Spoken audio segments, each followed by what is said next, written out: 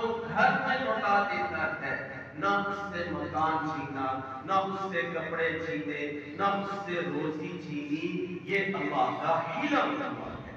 تو دیکھیے علم کے ساتھ اللہ کا حلم کتنا بڑا ہے۔ حضرت آدم علیہ السلام سے ایک ظہور ہو گیا، جنت میں ان سے ایک ظہور ہو گیا، اللہ تعالیٰ نے اس ظہور کی وجہ سے ان کے کپڑے بھی اتار دیے، ان کو جنت سے بھی نکال دیا اور میاں بیوی میں جدائی بھی ڈال دی۔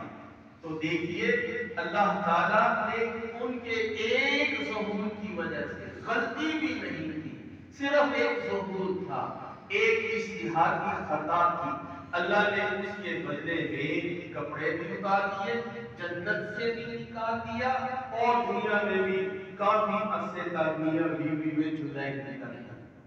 اگر مجھے بتائیے آج ہمارے گناہوں کے اوپر، غلطیوں کے اوپر اللہ تعالیٰ ہمارے بھی کپڑے اتار دے، ہم کو بھی گھر سے نکالتے اور گھر کو واپس ہی نہ لوٹائے، بیوی بچوں سے جدا کر دے، تو یہ اللہ کا عین انصاف ہے۔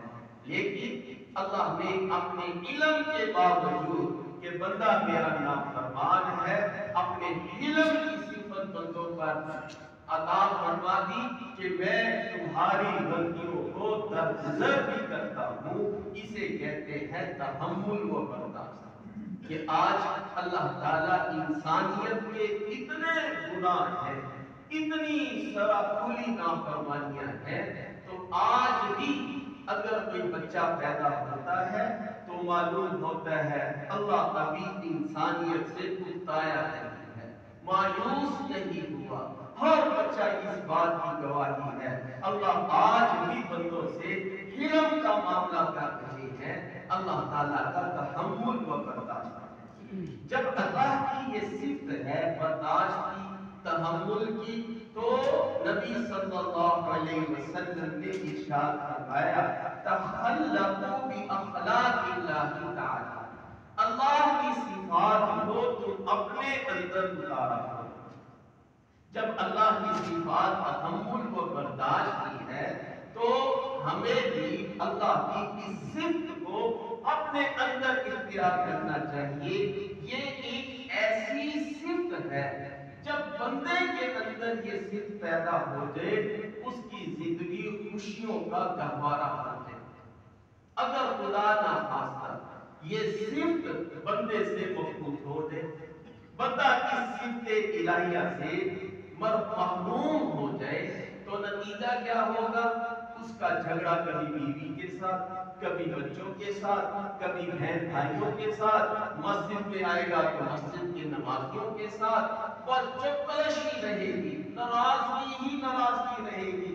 وہ بندہ ہمیشہ ٹینشن کے اندر رہے گا، کبھی کسی سے جھگڑا، کبھی کسی سے جھگڑا۔ نتیجہ کیا ہوگا؟ اس کی زندگی خود ایک اجیرن بن جائے گی۔ کیوں؟ اس لیے کہ ہر بندے کے اندر کوئی نہ کوئی عیب ہوتا ہے، چاہے اس کی ماں ہے، چاہے بیوی ہے، چاہے بیٹا ہے، چاہے بیٹی، چاہے مسجد کے نمازی، دنیا جہاں کے لوگ، ہر ایک کے اندر کچھ نہ کچھ اللہ نے کمیاں کوتاہیاں رکھی ہیں۔ اب اگر وہ ان کمیوں کوتاہیوں کو برداشت نہیں کرے گا، نتیجہ کیا ہوگا؟ بیوی سے بھی ہاتھ دھو بیٹھے گا، بچے باپ سے نفرت کریں گے، خاندان کے لوگ اس سے نفرت کریں گے، محلے دار اس سے نفرت کریں گے، اس میں تو برداشت نہیں ہے۔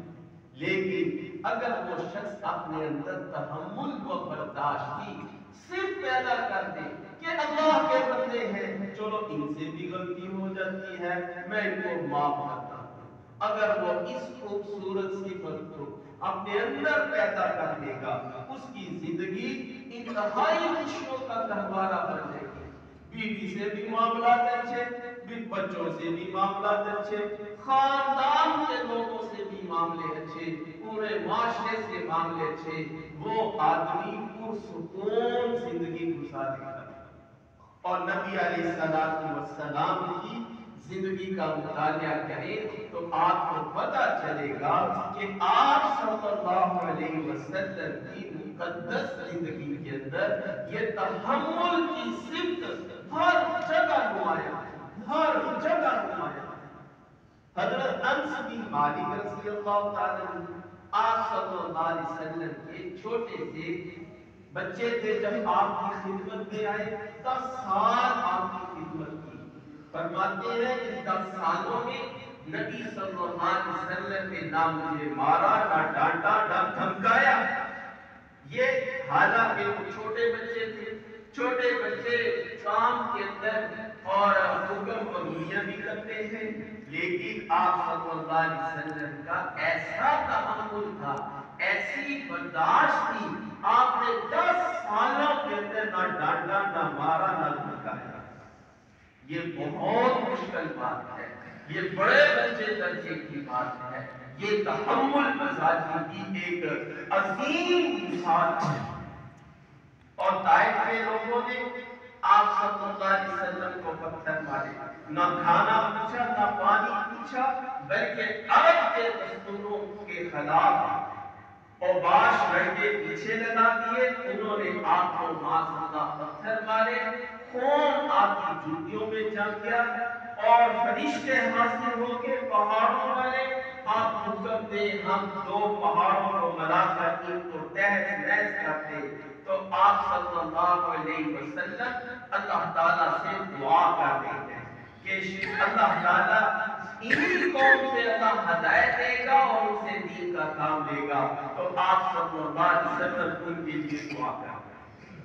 اس واقعے کے 9 سال بعد حضرت عائشہ صدیقہ رضی اللہ تعالی عنہا سے ایک دفعہ بیٹھے تھے، اما عائشہ صدیقہ نے پوچھا یا رسول اللہ، آپ کی زندگی کا کون سا دن سب سے زیادہ مشقت اور والا تھا؟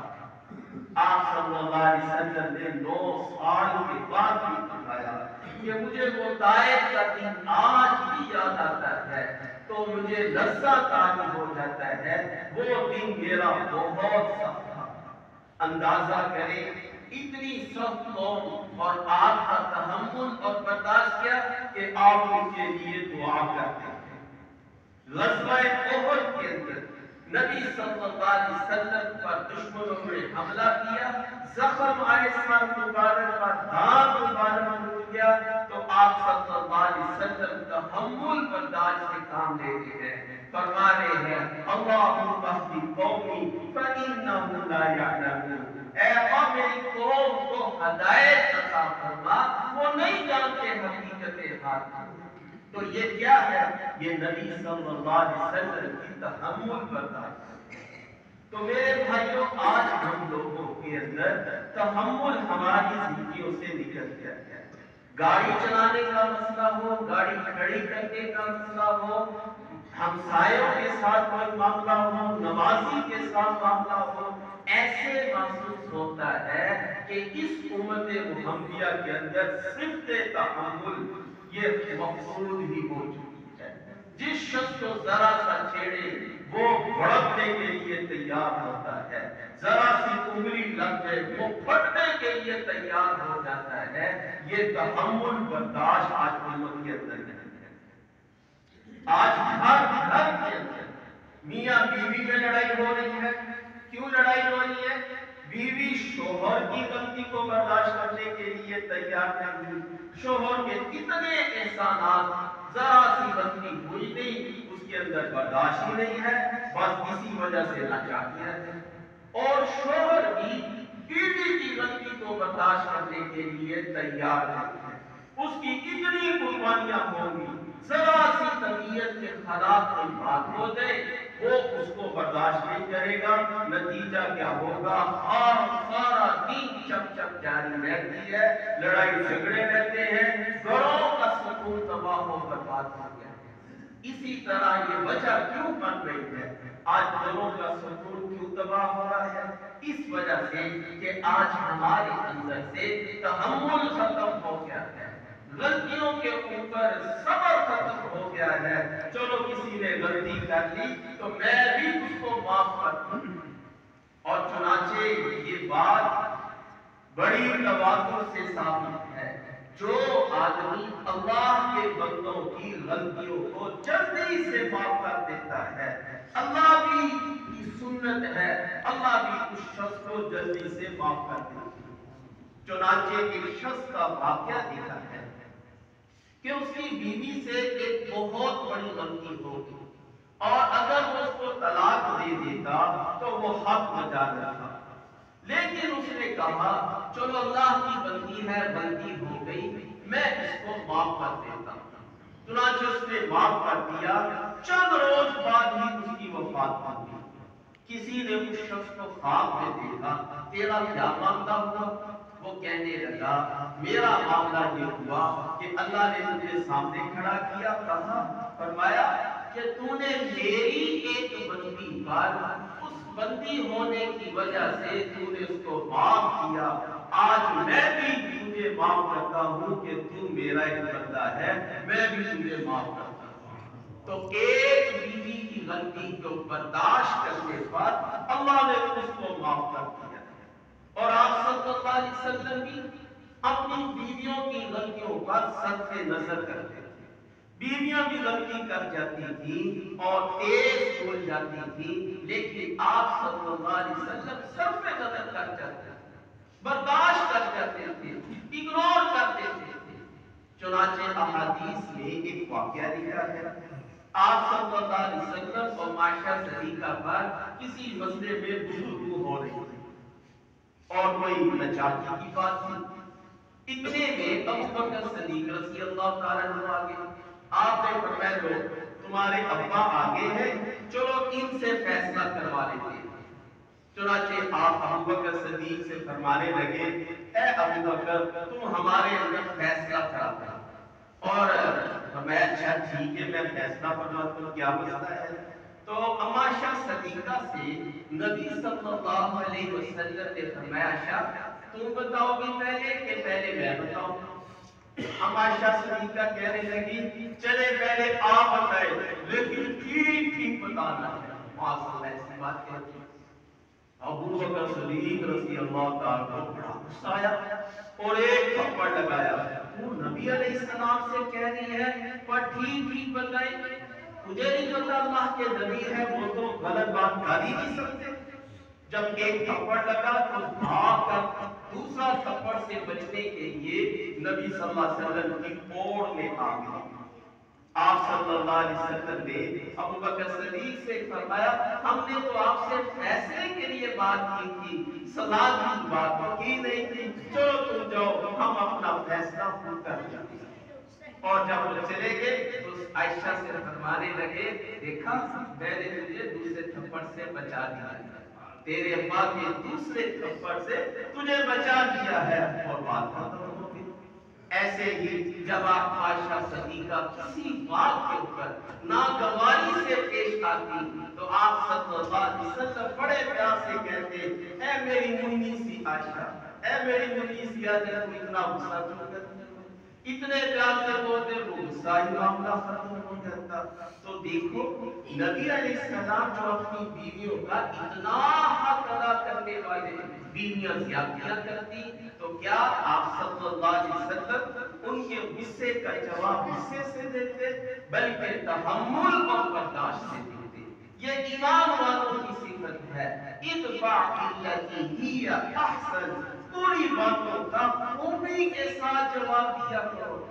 اللہ تعالیٰ نے ایمان والوں کی صفت کو بیان فرمایا وَيَدْرَؤُونَ بِالْحَسَنَةِ السَّيِّئَةَ وَأُولَٰئِكَ لَهُمْ عُقْبَى الدَّارِ، یہ لوگ برائیوں کا جواب اچھائیوں سے دیتے ہیں، غلط باتوں کا جواب اچھائی سے دیتے ہیں، اور انہی لوگوں کا آخرت کے اندر عمدہ انجام ہے، عمدہ مقام ہے۔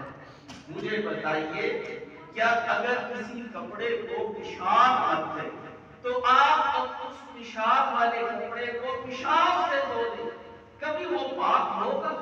وہ کبھی پاک نہیں ہوگا، اس کو دھونے کے لیے صاف پانی کی ضرورت ہے۔ لہذا اگر کوئی آدمی یا بیوی یا کوئی شخص ہمیں غلط بات کا جواب، غلط رویے سے پیش کرے تو غلط رویے کا جواب غلط رویہ نہیں بنتا، اس سے اصلاح کبھی نہیں ہوگی، معاشرہ فسادات کا مجموعہ بن جائے گا۔ غلط رویوں کا جواب اچھے رویوں سے دیں گے تو معاشرے میں بیلنس قائم ہوگا، گھروں میں بیلنس قائم ہوگا۔ یاد رکھیں یہاں نبی کوئی بھی نہیں رہتا، یہاں سارے انسان ہیں اور انسان بھی کچھ خوبیوں کے اور کچھ کوتاہیوں کے مرکب ہیں، لہذا ان سے خیر کی توقع نہ رکھو۔ بس ایک ہی بات ہے، ان سے معاملہ اپنا تحمل مزاجی والا رکھو۔ یہی تحمل مزاجی ہمارے نبی صلی اللہ علیہ وسلم نے، پھر صحابہ اکرام نے، پھر اولیاء اکرام کے اندر بھی رکھی۔ مرزا مظہر جانے جانا رحمۃ اللہ علیہ بڑے اللہ والے تھے۔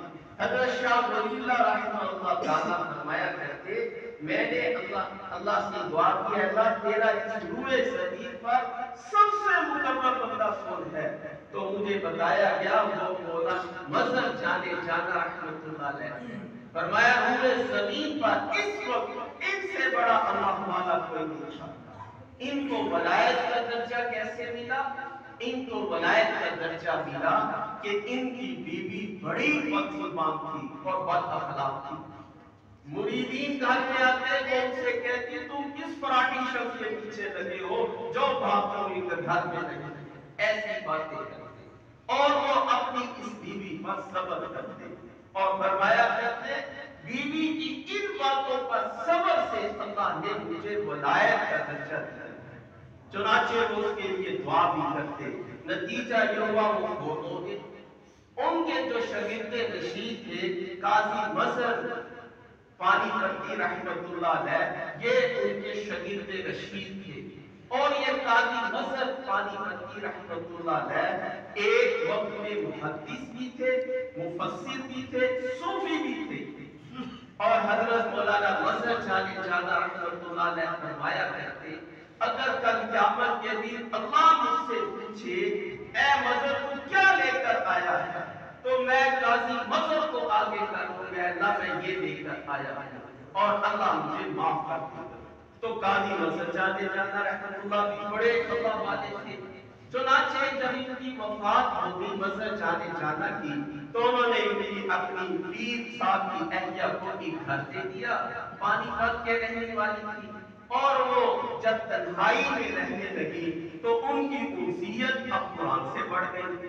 انہوں نے بچوں کو قرآن پڑھانا شروع کیا، پھر اللہ نے ان کو ہدایتیں دی ان کے شوہر کی دعاؤں کی بدولت، اور اس ہدایت سے پھر اللہ نے ان سے دین کا کام لیا۔ چنانچہ ان کا ایک لہجہ ہے پانی پتی، بہت سے قاری آپ نے سنے ہوں گے، یہ قاری پانی پتی کا ہے۔ وہ قاری جو پانی پت کا ہے وہ پانی پت کے طرز میں پڑھتا ہے، کبھی آپ اس طرز کے اندر غور کریں تو اس میں نسوانیت آتی ہے، وہ نسوانیت کا نظر جانے جانا کی بیوی کی ہے۔ یہ اس کا لہجہ پھر کو معروف ہوا، اس نے خدمت کی اور اللہ نے اس سے بہت بڑا کام کیا ہے۔ تو دیکھو بیوی کی ہو، اپنے بچوں کی لفظیں ہو، اپنے ملازموں کی لفظیں ہو، میرے بھائیوں اس کو تحمل برداشت سے اس کو برداشت کرنا چاہیے اور اس کی اصلاح کرنی چاہیے۔ جب آپ تحمل سے اس کی اصلاح کریں گے تو وہ اصلاح بھی مانے گا اور معاشرہ بھی ٹھیک ہوگا۔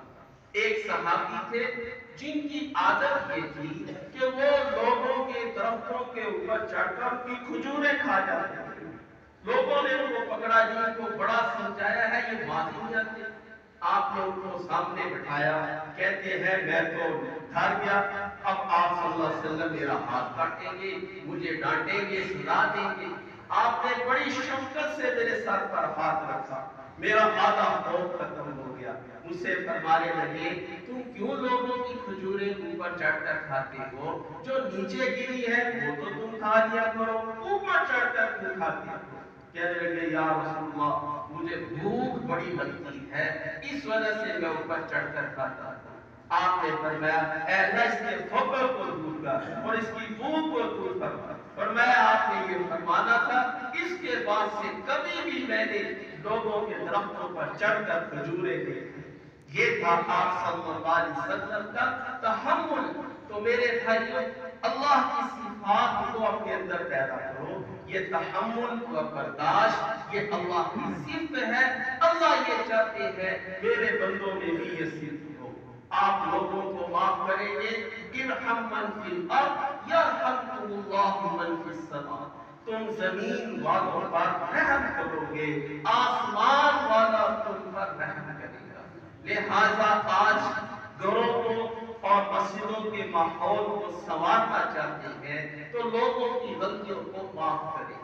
اگر ہم حسن اخلاق کی تعریف کریں اور حسن اخلاق کو ایک لفظ کے اندر پرو دیں تو وہ نبی صلی اللہ علیہ وسلم کا فرمان ہے، واعف عمن ظلمک، جو تم سے زیادتی کرے تم اس کو معاف کر۔ یہ ہے حسن اخلاق کا مجموعہ، سب کا سب اس بات کے اندر۔ اور آج ہم کو کہیں کہ آج خاندان کے کسی بندے نے ہم سے ترش لہجے میں بات کی نہیں، اب ساری زندگی کا مقاطعہ جاری ہے اور اس کے شادیوں بیاہ میں اور مرنا جینا ختم ہو گیا ہے۔ یہ حسن اخلاق نہیں ہے، یہ تحمل مزاجی نہیں ہے، بلکہ تحمل مزاجی یہ کہ معاف کر دو۔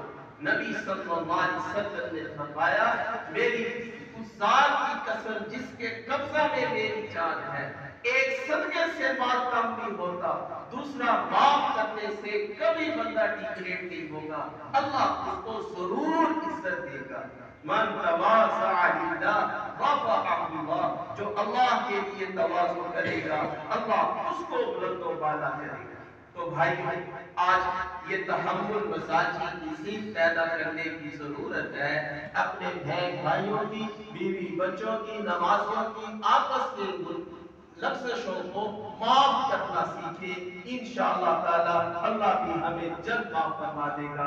وآخر دعوانا الحمدللہ رب العالمین۔